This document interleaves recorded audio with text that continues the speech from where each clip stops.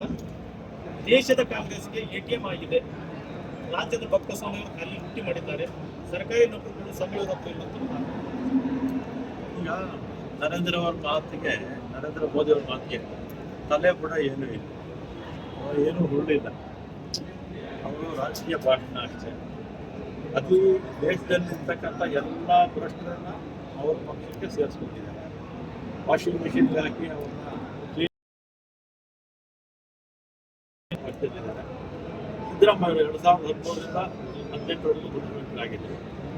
ಈಗ 10 ತಿಂಗಳಿಂದ ಮುಖ್ಯಮಂತ್ರಿಗಳಾಗಿದ್ದಾರೆ ನಮ್ಮ ಸರ್ಕಾರ. ಯಾವುದಾದ್ರು ಒಂದೇ ಒಂದು ಭ್ರಷ್ಟಾಚಾರ ಆಮೇಲೆ ಇಡೀ ಕೇಂದ್ರ ಸರ್ಕಾರ, ಬಿಜೆಪಿ ಸರ್ಕಾರ ಎಲೆಕ್ಟ್ರಾಲ್ ಬಾಂಡ್ಸಲ್ಲಿ ಅವರ ಅದರಲ್ಲಿ 2.5-3 ಸಾವಿರ ಕೋಟಿ ಹಣ ಯಾರು ಇಡಿ ರೈಡ್ ಮಾಡಿರ್ತಾರೆ, ಇನ್ಕಮ್ ಟ್ಯಾಕ್ಸ್ ರೈಡ್ ಮಾಡಿರ್ತಾರೆ, ಮತ್ತು CBI ಕೇಸ್ ಹಾಕಿರ್ತಾರೆ, ಅಂಥವರಿಂದ ಅವರು 3,000 ಕೋಟಿ ಅವರ ಪಕ್ಷಕ್ಕೆ ದೇಣಿಗೆ ಮುಖಾಂತರ ಎಲೆಕ್ಟ್ರಾಲ್ ಬಾಂಡ್ ಮುಖಾಂತರ ತಗೊಂಡಿದ್ದಾರೆ.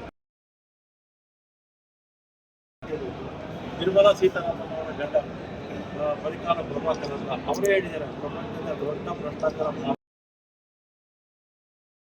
ಬಿಜೆಪಿಯವರೇ ಒಟ್ಟು ಭ್ರಷ್ಟರು. ಕರ್ನಾಟಕದಲ್ಲಿ ನಾವು ನೋಡ್ಬೋದು, 4 ವರ್ಷ ಅವರ ಆಡಳಿತ 40% ತೊಗೊಂಡಿದ್ದೀವಿ. ಎಲ್ಲ ನೇಮಕಾತಿಗಳಿಂದ ಆಕ್ರಮ, ಪ್ರಜಾ ಪಕ್ಷಪಾತ, ಮತ್ತೆ ವರ್ಷ ಪೂರ್ತಿ ಅಲ್ಲಾಲು ಇಜಾಬು ಜಗ್ಸಾಕ ತಂದ್ಕೊಂಡೇ ಇದ್ರು. ಜನ ಮತ ಹಾಕಿದವ್ರಿಗೆ ತಿರಸ್ಕಾರ ಮಾಡಿದ್ರು. ಈಗ ನರೇಂದ್ರ ಮೋದಿ ಅವರು 2023ರಲ್ಲಿ ನಮ್ಮ ರಾಜ್ಯಕ್ಕೆ 28 ಸರಿ ಬಂದರು. 21 ದಿನ ಬಂದರು, ವೋಟ್ ಹಾಕ್ಬಿಟ್ರು ಅವ್ರಿಗೆ. ಈಗಲೂ ಅಷ್ಟೇ ಬರ್ತಾರೆ, ಹೋಗ್ತಾರೆ, ಅವ್ರ ಮಾತಕ್ಕೆ ಕಿಮ್ಮತ್ತಿಲ್ಲ ಬಿಡಿ. ಯಾರು ಚಿಕ್ಕ ಮಗು ಕೂಡ ನಮ್ಮದಿಲ್ಲ. SC ST OBC ಪ್ರಯತ್ನ ಮಾಡ್ತಾರೆ. ಈಗ ನರೇಂದ್ರ ಮೋದಿ ಇನ್ವೆಸ್ಟ್ ಮಾಡಬೇಕಂತ ಪ್ರಯತ್ನ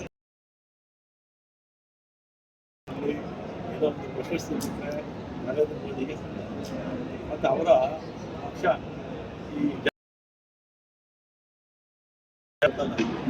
ಒಬ್ಬ ಮಂತ್ರಿ ಇದ್ದ ಗೋಬಲ್ಸ್ ಅಂತ. ಆ ಗೋಬಲ್ಸು ಅವ್ನ ಕೆಲಸ ಏನಂದ್ರೆ ಅವ್ನು ವೋಟ್ ಕೊಡಿ ಇಲ್ಲ ಮಂತ್ರಿ ಒಂದು ಸುಳ್ಳ 100 ಸಲ ಇಂದ ಹಿಡಿದು ಬಿಜೆಪಿ ಕಾರ್ಯಕರ್ತರು ಕೂಡ ಸುಳ್ಳು ಹೇಳ್ತಾರಷ್ಟೇ. ಸುಳ್ಳು ಹೇಳಿದ್ರೆ ಮಿಸ್ಸಿಂಗ್ ಅಷ್ಟೇ, ಜನಕ್ಕೆ ಮಿಸ್ಗೈಡ್ ಮಾಡ್ತಾರೆ. ಸುಮ್ಮನೆ ಜನಕ್ಕೆ ಮಿಸ್ಗೈಡ್ ಮಾಡೋದು, ತಾಳಿ ಅಂತ ಹೇಳೋದು, ರಿಸರ್ವೇಷನ್ ಅಂತ ಹೇಳೋದು. ರಿಸರ್ವೇಷನ್ ವಿರೋಧಿಗಳೇ ಇವರು. ಅವೆಲ್ಲ ಬಸವಣ್ಣ. ಇವತ್ತು ಕೊಪ್ಪಳದಲ್ಲಿ CT ರವಿ ಕಾಂಗ್ರೆಸ್ನವ್ರಿಗೆ ಪ್ರೀತಿ ಜಾಸ್ತಿ ಆಗಿದೆ, ಅದಕ್ಕೋಸ್ಕರ ಚಂಬ್ ಹಿಡ್ಕೊಂಡು ತಿಂತಾ ಇದ್ದಾರೆ ಅಂತ ಹೇಳ್ತಾ ಇದ್ದಾರೆ. ಈಗ ಆಚಾರ್ಯ, CT ರವಿ, ಯಾರು ಹೋದ್ರು 4 ಜನ ಎಲ್ಲ ಸೋಲ್ಕೊಂಡಿದ್ದಾರೆ.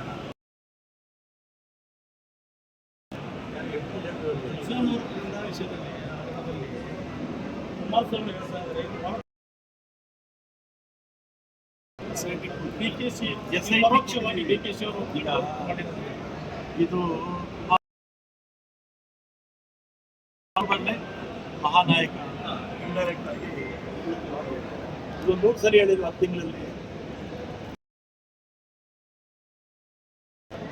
ಜಿಲ್ಲೆಯಲ್ಲಿ ಅವ್ರು ಏನೇ ಆಗಲಿ ಅಥವಾ ಮನೆಯಲ್ಲಿ ಏನಾಗಲಿ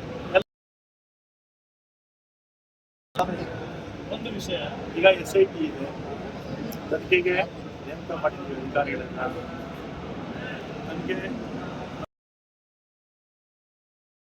ನನಗೆ ಈ ಸಂದರ್ಭದಲ್ಲಿ ಯಾಕೆ ಬಿಜೆಪಿ ಸಹಾಯ ಬಿಟ್ಟಿಲ್ಲ? ನೀವು ಬಿಜೆಪಿಗೆ ಪ್ರಶ್ನೆ ಕೇಳಬೇಕು.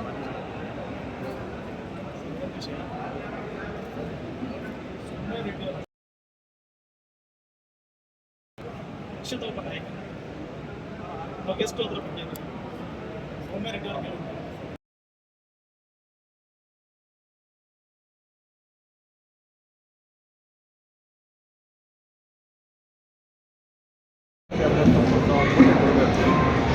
ಅದನ್ನು ಕೇಳಿದರೆ ಅದು ನಮಗೆ ಕೊಟ್ಟಿಲ್ಲ. ಇದನ್ನು ಯಾರು ಮಾತಾಡಬೇಕು? ಲೋಕಸಭಾ ಸದಸ್ಯರು ಮಾತಾಡಬೇಕು, BJP 4 ಜನ ಮುಖ್ಯಮಂತ್ರಿಗಳು, ಮಾಜಿ ಮುಖ್ಯಮಂತ್ರಿಗಳು ಮಾತಾಡಬೇಕು. ಜೆ ಪಿ ಮುಖಂಡರು ಮಾತಾಡ್ತಾರೆ, ಯಾರೂ ಮಾತಾಡ್ತಿಲ್ಲ. ಜನಕ್ಕೆ ವಿಶ್ವಾಸವಾಗಿದೆ ಬಿ ಜೆ ಪಿ ಬಗ್ಗೆ. ಸಹಜವಾಗಿ ಏನಾಗುತ್ತೆ, ಕಾಂಗ್ರೆಸ್ಸು ಜನಪರ ಇರ್ತಕ್ಕಂಥದ್ದು ಕಾರ್ಯಕ್ರಮಗಳು ಕೊಟ್ಟಿದೆ, ರಾಜ್ಯದಲ್ಲೂ ಕೂಡ ಕಾರ್ಯಕ್ರಮಗಳು ಕೊಟ್ಟಿದೆ, ದೇಶದಲ್ಲೂ ಅಷ್ಟೇ.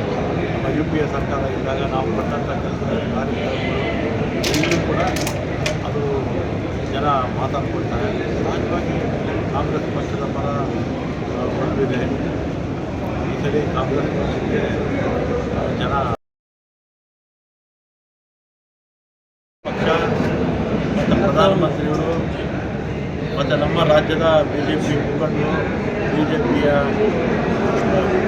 ಲೋಕಸಭಾ ಸದಸ್ಯರು ನಮ್ಮ ರಾಜ್ಯದ ಜನತೆಗೆ ಮಾಡಿರ್ತಕ್ಕಂಥ ಮೋಸ. ಮೊದಲನೇದಾಗಿ ಬರಗಾಲ, 223 ತಾಲೂಕು ಬರಗಾಲ ಅಂತ ಘೋಷಣೆಯಾಗಿ ಮತ್ತು ಅದು 7 ತಿಂಗಳು ಸತಾಯಿಸಿ ಸುಪ್ರೀಂ ಕೋರ್ಟ್ ಹೋಗಿ 15,000 ಕೋಟಿ ಕೊಡಬೇಕು ಅಂತ ತೀರ್ಮಾನ ಆದರೂ ಕೂಡ ನಾವು ಕೊಟ್ಟಿದ್ದು 3,800 ಕೋಟಿ. ಮತ್ತು ಈ ಸಂದರ್ಭದಲ್ಲಿ 7 ತಿಂಗಳಲ್ಲಿ ಯಾವುದೇ ಒಬ್ಬ ಬಿ ಜೆ ಪಿ ಮುಖಂಡ ರೈತರಿಗೆ ಬರ ಪರಿಹಾರದ ಬಗ್ಗೆ ಎಲ್ಲರೂ ಕೂಡ ಮಾತಾಡಲಿಲ್ಲ. ಲೋಕಸಭೆಯಲ್ಲಿ ಮಾತಾಡಬೇಕಾಗಿತ್ತು, ಪಕ್ಷಾತೀತವಾಗಿ ಮಾತಾಡಲಿಲ್ಲ. ಮಾತಾಡಿದ್ದು ಒಬ್ಬರೇ ನಿಲ್ಲಿಸಿದೆ. ಅದರಿಂದ ಇಡೀ 5 ಕೋಟಿ ಜನ, ನಾವು 6 ಕೋಟಿ 7 ಕೋಟಿ ಜನ ಇದ್ದೀವಿ. ಅದು ರೈತರ ಕನಿಷ್ಠ 5 ಕೋಟಿ ಜನ ಇದ್ದಾರೆ. ಅವರಿಗೆ ಬಿ ಜೆ ಪಿಯವರ ಕೂಟಾಟಿಕೆ, ನರೇಂದ್ರ ಮೋದಿಯವರ ಕೂಟಾಟಿಕೆ, ಚುನಾವಣೆ ಸಮಯದಲ್ಲಿ ಮಾತ್ರ ಕರ್ನಾಟಕ ರಾಜ್ಯಕ್ಕೆ ಬರ್ತಾರೆ. ಚುನಾವಣೆ ಆದಮೇಲೆ ಕರ್ನಾಟಕ ರಾಜ್ಯದ ಜನತೆ, ರೈತರು ಏನಾಗಿದೆ ಅನ್ನೋದು ಜ್ಞಾಪಕ ಕೂಡ ಇರೋದಿಲ್ಲ. ಒಂದು. ಎರಡನೇದಾಗಿ ನಮ್ಮ ರಾಜ್ಯದಿಂದ 4,34,000 ಕೋಟಿ ಕೇಂದ್ರಕ್ಕೆ ಹೋಗ್ತಾ ಇದೆ ತೆರಿಗೆ ವ್ಯವಸ್ಥೆಯಲ್ಲಿ. ನಮಗೆ ವಾಪಸ್ ಕೊಡ್ತಾ ಇರ್ತಕ್ಕಂಥದ್ದು ₹100ಗೆ 13 ರೂಪಾಯಿ ಮಾತ್ರ. ಅದನ್ನು ಕೂಡ ನಮ್ಮ ಮುಖ್ಯಮಂತ್ರಿಗಳು ಹಿಂದೆ 10 ವರ್ಷಕ್ಕೆ GST ಅನುಷ್ಠಾನ ಮಾಡುವಂಥ ಸಂದರ್ಭದಲ್ಲಿ ನಮಗೇನು ಅನುಪಾತ ಇತ್ತೋ ಈಗಲೂ ಅದಕ್ಕೆ ಅನುಷ್ಠಾನ